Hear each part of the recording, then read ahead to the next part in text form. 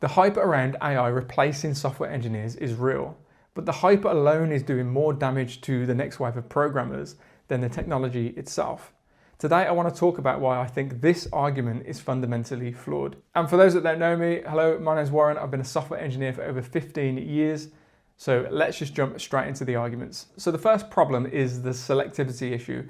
If AI actually gets to a point where it can replace software engineers, it's capable of performing all the tasks of a day-to-day software engineer, then why stop there? Because a software engineer's job is not just writing code. It's turning complex problems into actual workable solutions. It's dealing with all the office politics and communicating with all the stakeholders. So why would it not also replace architects, doctors, research analysts, and anyone that performs any kind of knowledge work?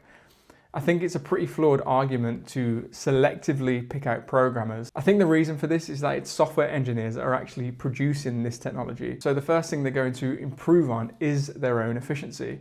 And it's far easier for them to demonstrate replicating their own workflow with AI than a workflow in an area that they are not an expert. So the second argument is called the productivity paradox. If we don't get to a point of AGI and we don't get to a point of completely replacing all knowledge workers, then AI will just continue to be a tool that enhances our abilities. But here's the thing, when better productivity tools become available, then expectations increase to absorb those gains. This concept is called competitive economics. Every company's ambition will increase naturally through competition. If one company heavily adopts AI, then they will become far more capable of producing more ambitious projects and more work in general.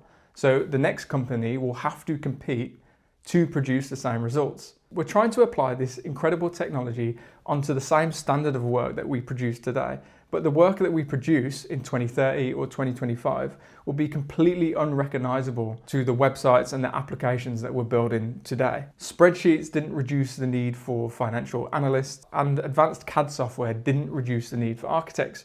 We just produced more ambitious projects. So the conclusion to that argument is we all get completely replaced because we do actually achieve AGI, or competition forces everyone to produce more complexity and more output in general.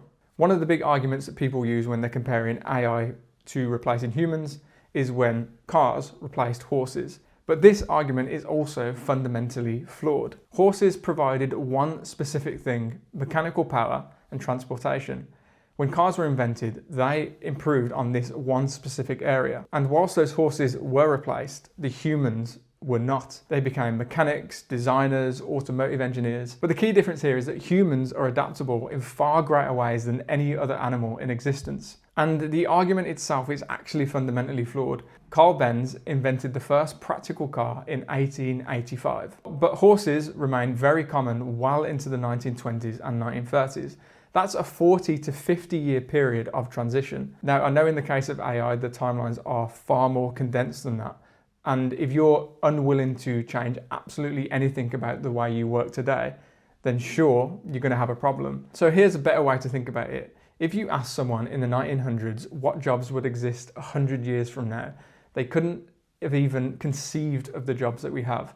They might have said more blacksmiths, more tailors, telegraph operators. They could not even have imagined of drone operators, social media managers, UX designers. So sure, maybe software engineer might not be a role in 20 years from now, but systems orchestrator might be. It's a poor argument to assume that the world will change, but the people in it will not. So this concludes in 2 points really. The first is that we do actually achieve AGI, and the world will fundamentally change in completely unpredictable ways. This is a future that we cannot possibly conceive of. The second option is we do not achieve AGI, and AI just remains as a thing that replaces many automated, repetitive tasks. We adapt, we change, we become far more ambitious and produce far more output with all of these new incredible tools at our disposal. And I know that can seem like a pretty morbid conclusion. Either we all sink or none of us sink. But all we can really do is adapt. Thanks for watching, guys. Let me know if you agree with any of these points or not, and I'll see you in the next video.